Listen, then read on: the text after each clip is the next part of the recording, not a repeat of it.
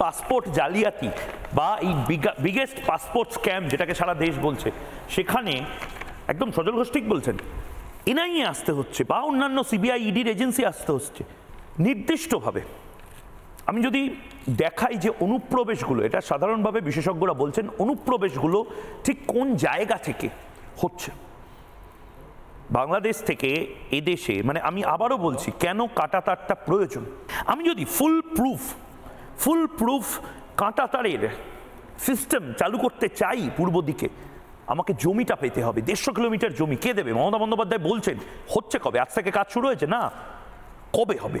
অনুপ্রবেশের রুটগুলো যদি একবার দেখি ফুল ফ্রেমে, প্রথম যে রুট এই মুহূর্তে কোন পথে অনুপ্রবেশ, স্বরূপনগর বসিরহাট, নির্দিষ্টভাবে এই জায়গাতে বারবার বিভিন্ন অনুপ্রবেশকারী গ্রেপ্তার হয়েছে। বরিশাল খুলনা হয়ে খোজাডাঙ্গা বা স্বরূপনগরে বড় একটা র্যাকেট তারা অনুপ্রবেশকারীদেরকে ঢোকায়।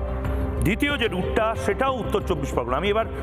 আমি এবার দ্বিতীয় যে রুট, সে দ্বিতীয় রুটটা দেখাবো। এবং হ্যাঁ, সত্যিই কি বিএসএফ এর সমস্ত জওয়ান, সিআরপিএফ এর সমস্ত জওয়ান, তারা একেবারে প্রশ্নের ঊর্ধ্বে বা সামান্য খুঁত তাদের মধ্যে নেই।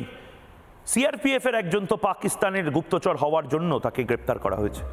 বিএসএফ এর আগে আমরা দেখেছি বিভিন্ন স্ক্যামে বিএসএফ এর জওয়ান গ্রেপ্তার হয়েছে। না, আমরা কাউকে আড়াল করছি না, আমরা শুধু প্রশ্ন করছি মমতা বন্দ্যোপাধ্যায়ের ইচ্ছে শক্তিকে। মমতা বন্দ্যোপাধ্যায় কি এত চান?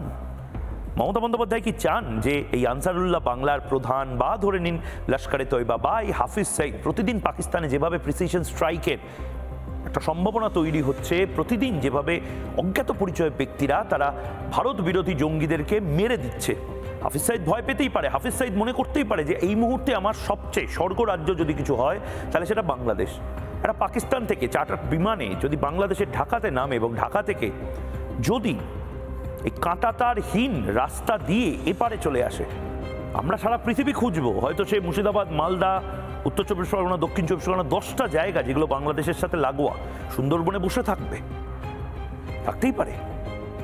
গ্যারান্টিটা কি নেবে যদি রাজ্য প্রশাসন কোঅপারেট না করে? 2 নম্বর রুট এই মুহূর্তে, 2 নম্বর রুট আপনার স্ক্রিনে, 2 নম্বর রুটে নির্দিষ্টভাবে দেখুন পেট্রাপোলে ল্যান্ড কাস্টমস রয়েছে ঠিক, খোজাডাঙ্গাতেও ল্যান্ড কাস্টমস রয়েছে ঠিক, কিন্তু তার পাশের একাধিক নদী নালা থেকে শুরু করে বিভিন্ন জায়গায় উত্তর 24 পরগনা, এই বনগা, খুলনা থেকে বনগা হয়ে পেট্রাপোল, যদি সে পেট্রাপোলের চারপাশে অর্থাৎ ওই যে রুটটা, সেই রুটের যদি একটা ছোট্ট নদী নালা পেরিয়ে এপারে চলে আসতে পারে তাহলে একদম সোজাসুজি কলকাতা এসে চলে আসতে পারবে। বাংলাদেশ থেকে কলকাতা, না আছে পাসপোর্ট, না আছে ভিসা, কিচ্ছু নেই। কিন্তু এসে তৃণমূল নেতাদের একাংশ যেভাবে ওই রত্না বিশ্বাস বারবার বলেছিলেন এই জাকির দ্বারা ভোটার আইডি কার্ড বানিয়ে দেবে, ঠিক সেভাবে টাকার বিনিময়ে ভোটার আইডি কার্ড তাদেরকে বানিয়ে দেওয়া হবে।